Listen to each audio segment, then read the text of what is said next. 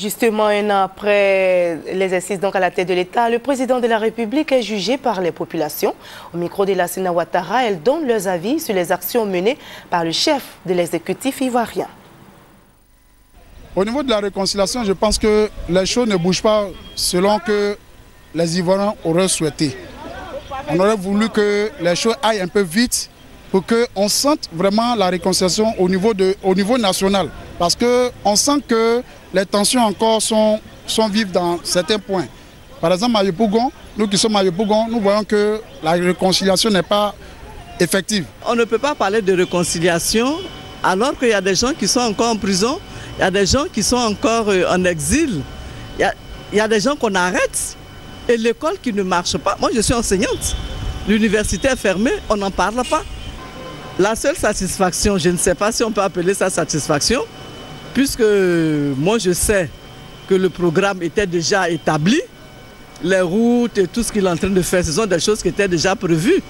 Donc il est venu, il est en train d'achever. Au niveau des contrôles, sur les taxis, l'amèdement des chauffeurs, je ne vois pas ça trop.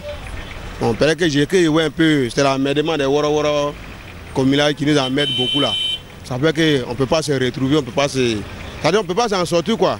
Ben, depuis un an, ce qui me marque plus, c'est les routes qui sont en train d'être dégagées, qui sont en train d'être goudronnées. On circule librement à présent par rapport à avant. C'est vrai, il est en train de développer la ville, tout est beau à voir. Pour l'étranger qui arrive, Abidjan redevient l'Abidjan d'avant, mais il faut reconnaître que la sécurité, ce n'est pas encore ça. Le panier de la ménagère se vide de plus en plus. Donc vraiment, si à ce niveau-là, quelque chose pouvait être fait, et puis après le reste, on va voir. Parce qu'on dit que quelqu'un qui a fait n'est pas un homme libre. Et on voit que les Ivoiriens, de plus en plus, n'arrivent pas à se nourrir. Le pays est au travail. D'abord pour la réconciliation, je pense qu'on avance à grands pas. Et aussi pour la cherté de la vie, ça a été discuté il y a quelques semaines dans des conseils des ministres.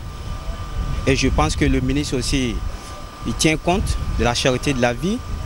Là, il y a eu des baisses, mais je pense qu'à la longue, bon, ça ira pour de bon quoi. Ça ira pour de bon. Nous devons tous patienter pour bénéficier des actions positives du président de la République. On peut vaquer à nos occupations. Nous avons constaté la propriété de la ville, hein, parce que depuis un moment, ce n'était pas comme ça. Aujourd'hui, nous respirons normalement. Donc le bilan pour moi, il est positif. Et il faut que nos frères ivoiriens prennent la patience.